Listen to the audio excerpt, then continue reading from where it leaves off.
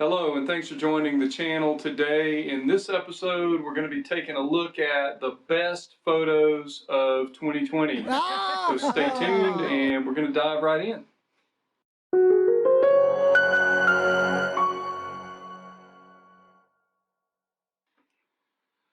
Okay, so again, thanks for joining us today. 2020 was a strange year by all accounts, but we did get some really good photos taken during the year, and even in June during the first or early part of the lockdowns across the country, here in the US anyway, we were able to get out into the backcountry and do some backpacking and get some great photos taken, and also did quite a bit of learning on astrophotography this year, and just generally tried to get up and get out whenever we could and take little excursions to do photography.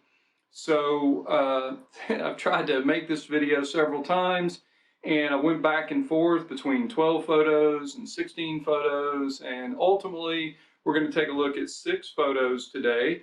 And that's because some of them were truly the best. Like, they're just, I hope you feel the same as I, they're just excellent photos, at least for me.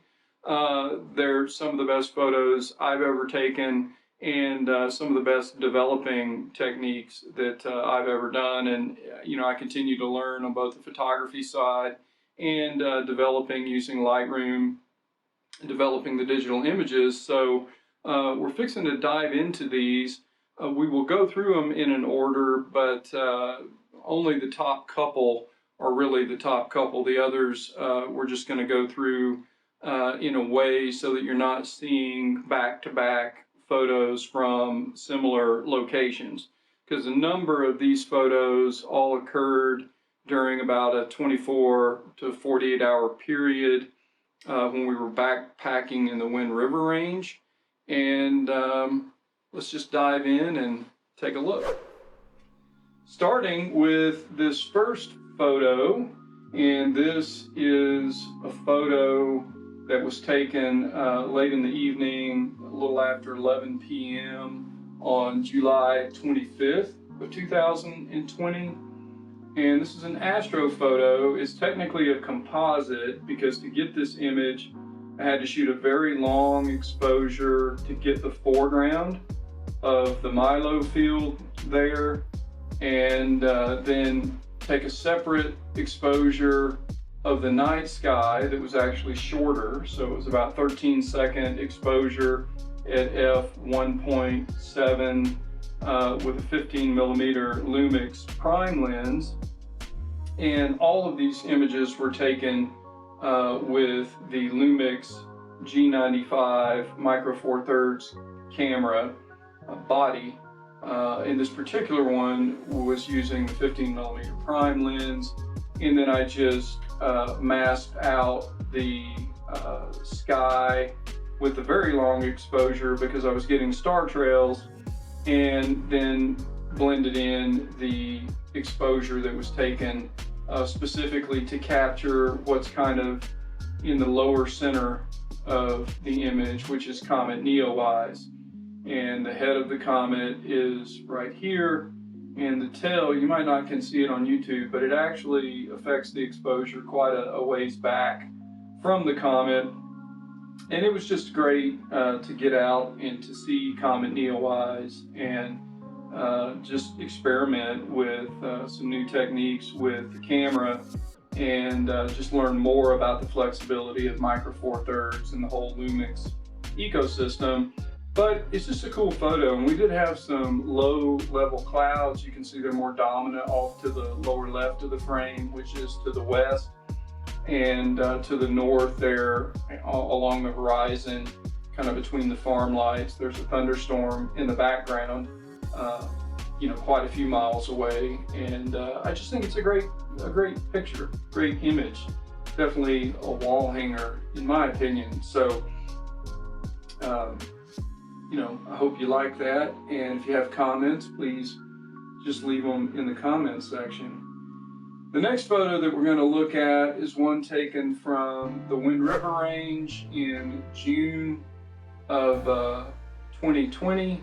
This was June 23rd, And this is an evening sunset image. This is a single exposure. I had to do quite a bit of work on the sky to get the, or try and recover information from the blown out highlights there. And there's still some kind of blown out highlights right above the top of, just to the right of center, where the sun is really bright against some low-lying clouds. And but all in all, I think it works great, and it's just a beautiful picture. I did have a model in this frame. You'll see right in the center in the foreground, and he's doing a great job. It's a good buddy of mine that was on this backpacking trip with us, and I think it just adds to the picture because it gives the human component for our backpacking trip. And so I just thought it was a great image. The next image we're going to take a look at is another astro shot. This one really speaks to the mantra of getting up, getting out, and living a little, in the fact that I had no idea when I was taking this photo. I originally went out. This is a pre-dawn photo. It's about 5:30 in the morning. I'd already been there for a while. I'm taking a lot of shots. There was a lot of low cloud cover, which you can see here in this shot. And it was really giving me fits. Originally, I went out to take some images of the moon, and I did get some images of the moon when the clouds weren't in the way. And you would think, looking at this image, that it's a full moon. It's really not a full moon. It's about a half moon. And I'm not an astronomy person, so if I say these terms wrong, just feel free to correct me in the comments section below. But I was really focused on just trying to make the best of the cloud cover with the moon. I thought there might be a chance that I would get an ethereal photo like this or similar. My expectation was much lower than what this turned out. And part of the reason why is that when I was on location, setting up the composition, I really wasn't focused on all the other bodies, heavenly bodies, that got captured in the frame. In fact, I was mostly zoomed in live view after the shots, focused near and around the moon and some of the clouds to the south, zoomed in, just trying to make sure I was exposing, to be able to pull out the detail in the clouds that I could see with my eye, but it was difficult to adjust the cameras to capture on location. And I absolutely was stunned and shocked when I got home and pulled these up in Lightroom and took a look at them. And I think there's several things. One, up here we've got, I think this is Pleiades. It's a star cluster of some kind. If you know for sure what this is, leave it in the comments section. I think this is Pleiades. And the other thing that was really kind of shocking to me was this body, this planet just south of the moon, or below the moon. And I think that's Aldebaran, and I may be pronouncing that wrong, but I think that's what it is. And I had no idea that Aldebaran existed until I saw this shot and did a little bit of Googling, and the best I could come up with is that could be Aldebaran. And then in the upper right, I think that may be Mars. In the lower left quadrant, I'm not sure if this is Venus or what that is, but with certainty, I haven't gotten out any star mappers and went back to this date. This image was taken on August 11th of 2020, like I said, at about 5:30 a.m.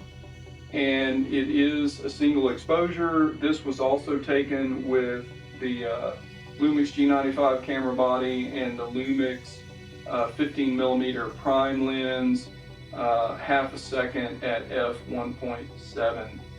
So I just think it's a great image. It'll be a great image for desktop kind of wallpaper.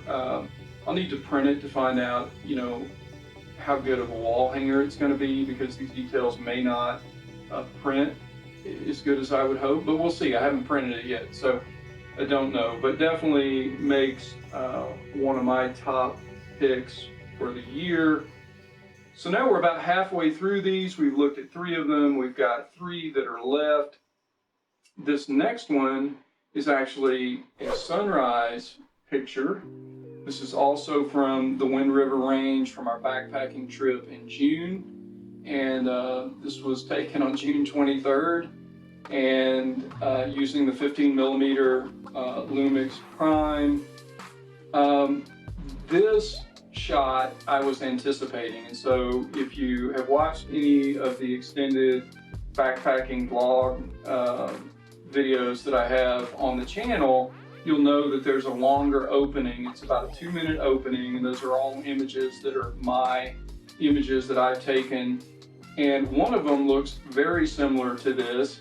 I think in fact the moon is to the upper left of the peak. You can make out the moon, and it's just kind of a blue sky day.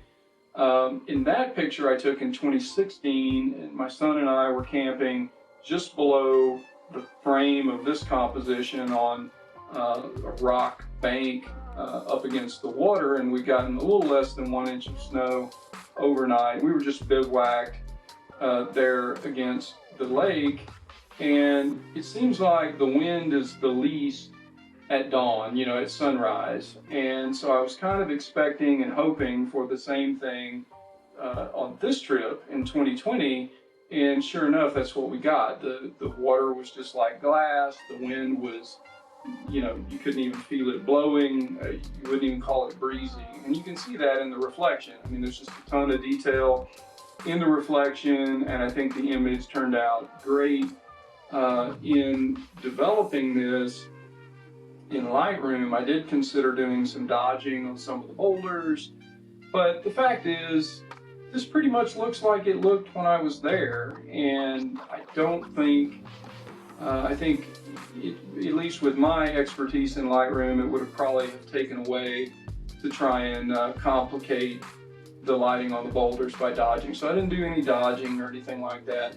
I did do some work on the sky to pull out some of the details in the colors and actually blended in some different cloud images up in the skyline to, you know, just add to what was already there. But all in all, I think it's a beautiful composition and definitely something I'm proud of.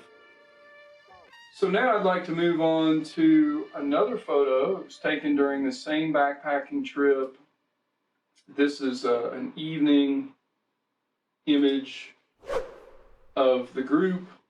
And there's several things about this image. One, I took a lot of photos. It took a lot of time to try and get this. You would think by looking at this exposure that that's a huge bonfire and there's lots of light. In fact, you know, that is just after we had had dinner.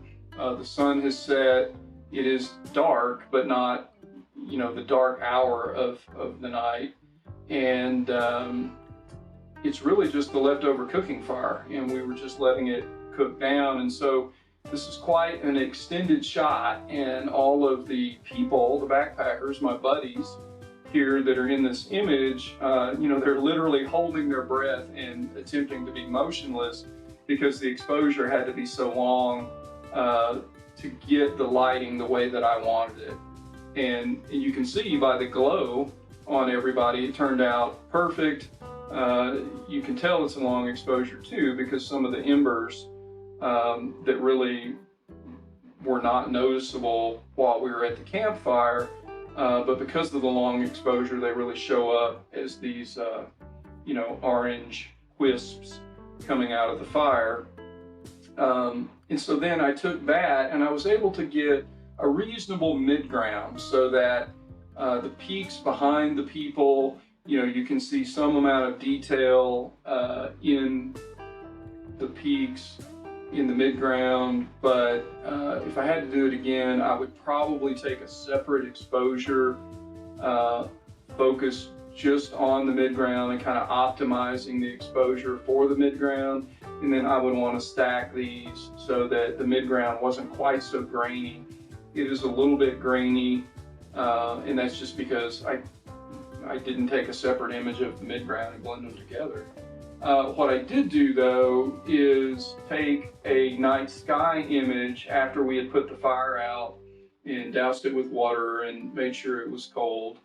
Was to take an exposure just of the night sky from this location. So the night sky that you see here, it is the night sky on this date, you know, shortly after we put the fire out. So this is also in June. It's about 10:48 p.m. here.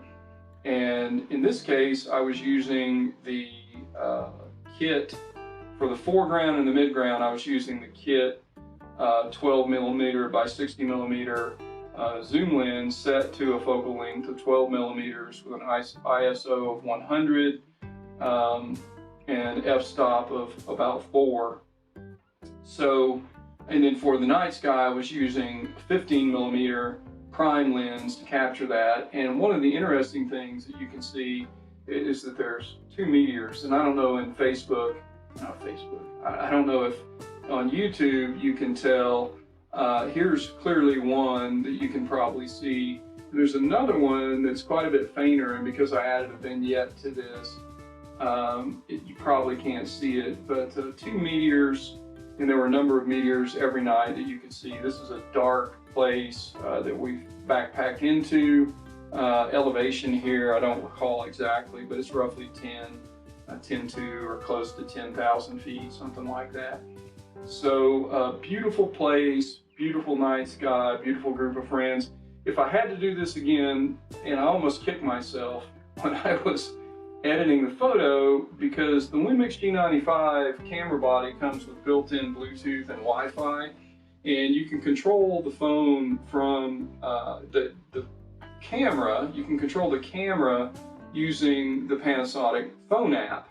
And what I should have done is position myself in the center of the composition between, in the obvious opening that's there behind the fire, and just participated and been in the shot. I'm a little remiss that, you know, I got all my buddies, including my son, is in the photo, and just because I was concerned about taking the shot and the technical components, I didn't take the time to think about using the remote shutter control on the phone app to actually take the photos. And my Photoshop skills, given the dynamic range of this image and the complicated lighting, it's just not sufficient for me to put myself into the photo in a way that would not look cheesy and kind of corny. So, so I think this is the shot, and I still love the shot, and it's shows some improvements of my technical skill, at least in my opinion, but also it's just a great shot, and I love getting shots like this. And so maybe next time I'll be able to get a shot where I'm in the frame, but super shot no matter what.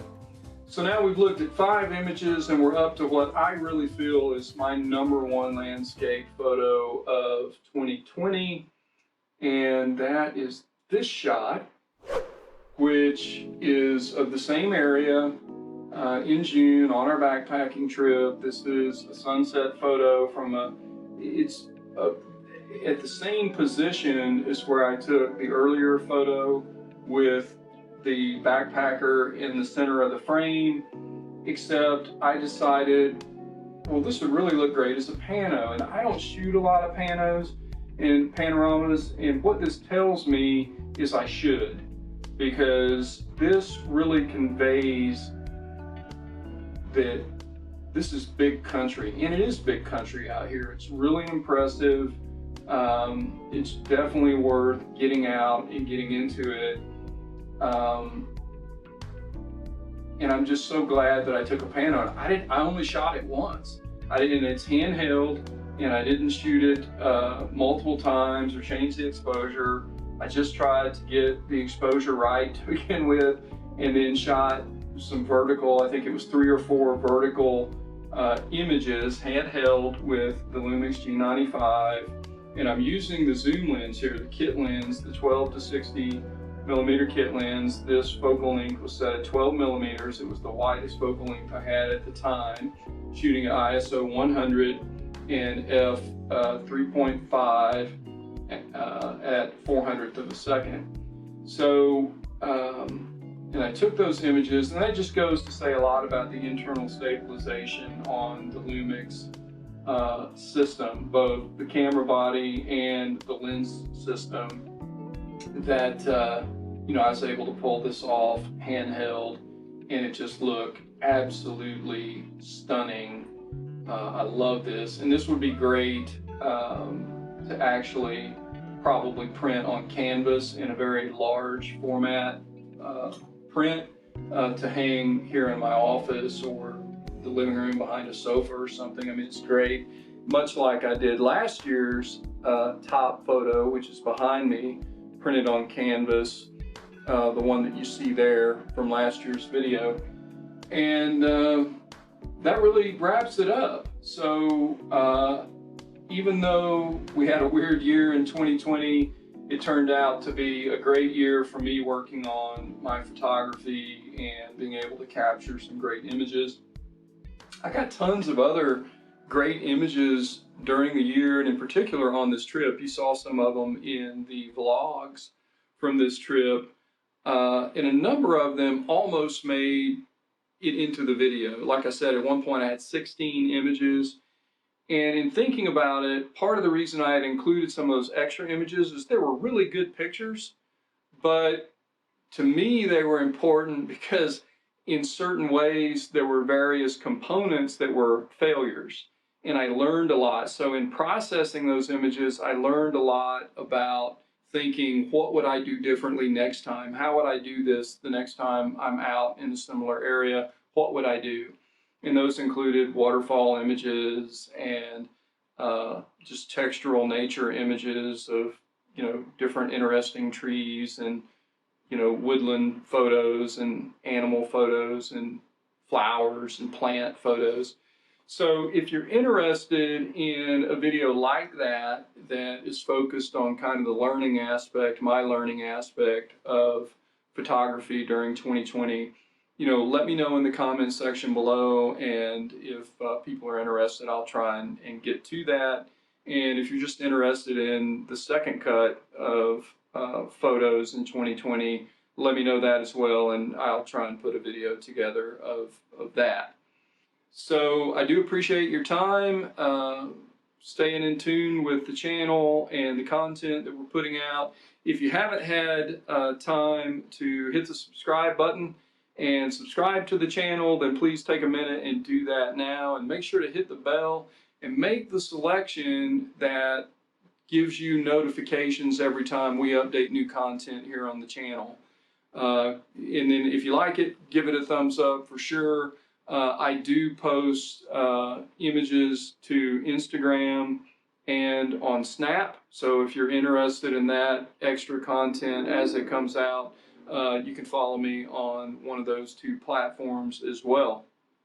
So that kind of wraps it up. If you have comments, leave them in the comments section, and thanks for joining. And remember, when you can, get up, get out, live a little. See ya. I just don't think they're going to hold up to being stuffed in a backpack and carried around for very long, so probably go with these. Now, sort of the important part here is what's in this tray.